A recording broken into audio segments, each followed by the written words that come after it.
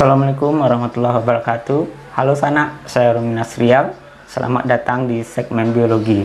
Pada segmen biologi kali ini kita akan membahas tentang bakteri.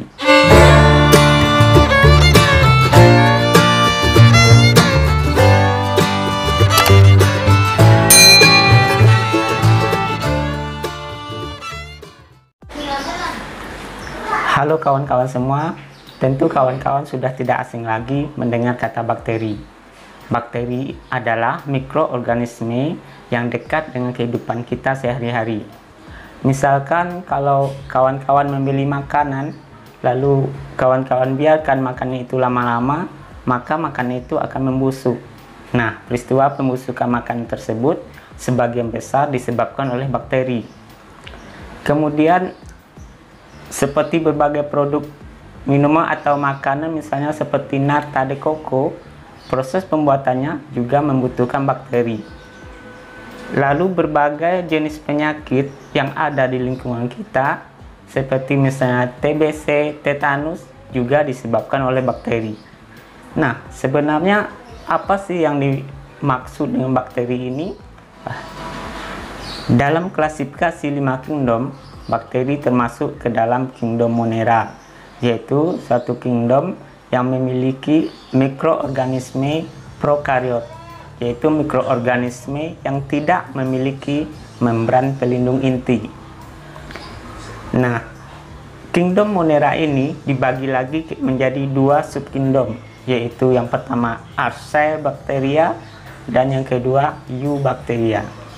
Archaebacteria ini disebut juga dengan golongan bakteri-bakteri purba, yaitu bakteri yang hidup pada lingkungan yang ekstrim, misalnya di kawah Gunung Merapi atau di sumber-sumber air panas.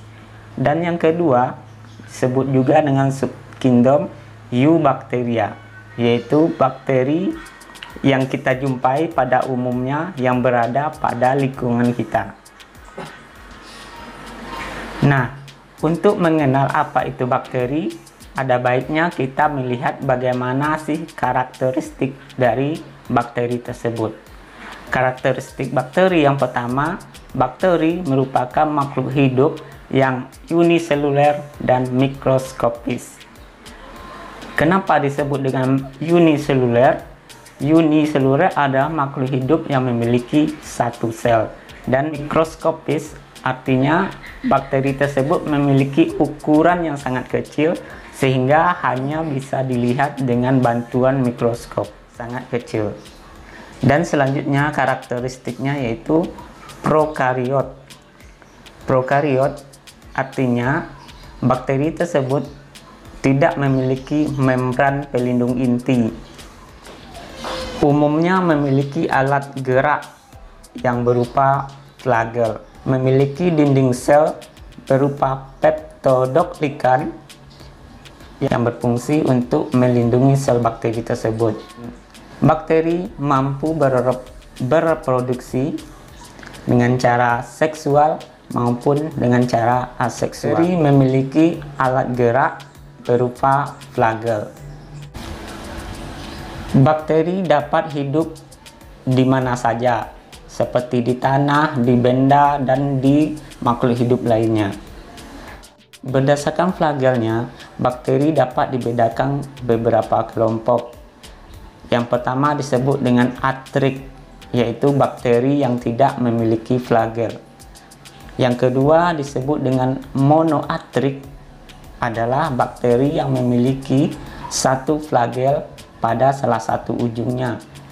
Dan yang ketiga adalah lofoatrik, yaitu bakteri yang memiliki beberapa flagel pada salah satu ujungnya. Yang keempat adalah amfitrik, yaitu bakteri yang memiliki beberapa flagel pada kedua ujungnya.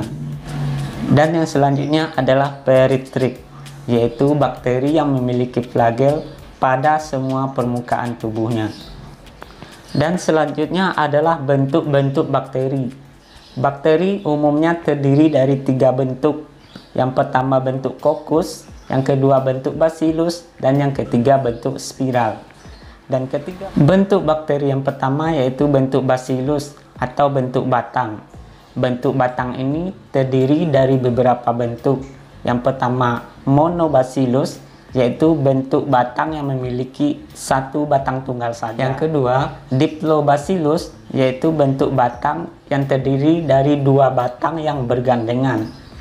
Dan yang ketiga, streptobacillus, yaitu bentuk batang yang saling terhubung sehingga membentuk seperti rantai. Bentuk bakteri yang kedua adalah bentuk kokus atau disebut juga dengan bentuk bola. Bentuk kokus ini terdiri dari beberapa bagian juga. Yang pertama, monokokus, yaitu bentuk bola satu saja.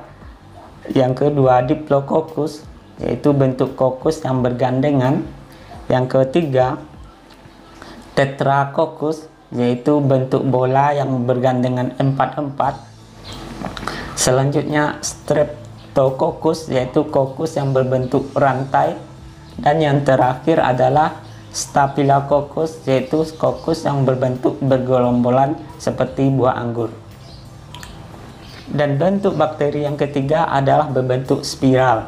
Bentuk spiral ini dibagi juga menjadi dua. Yang pertama bentuk vibrio, yaitu berbentuk koma, dan yang kedua berbentuk spiral, yaitu bentuk lebih dari setengah lingkaran.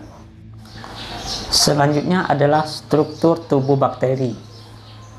Struktur tubuh bakteri umumnya sama dengan struktur sel pada umumnya, tetapi yang membedakannya, pada sel bakteri dinding selnya terbuat dari peptidogligan, sedangkan pada sel pada umumnya terbuat dari selulosa. Kemudian pada sel bakteri ada yang disebut dengan flagel, yaitu alat gerak yang berfungsi sebagai alat gerak pada bakteri tersebut. Kemudian ada yang disebut dengan pili, yaitu berfungsi untuk melekatkan diri oleh bakteri tersebut dan sebagai tempat transfer DNA dari satu bakteri ke bakteri lainnya.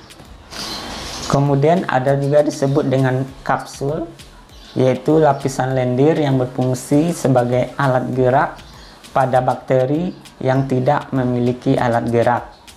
Kemudian berfungsi juga sebagai melekatkan diri untuk membentuk koloni pada bakteri tersebut. Selanjutnya adalah perkembangbiakan pada bakteri. Perkembangbiakan pada bakteri dibagi menjadi dua.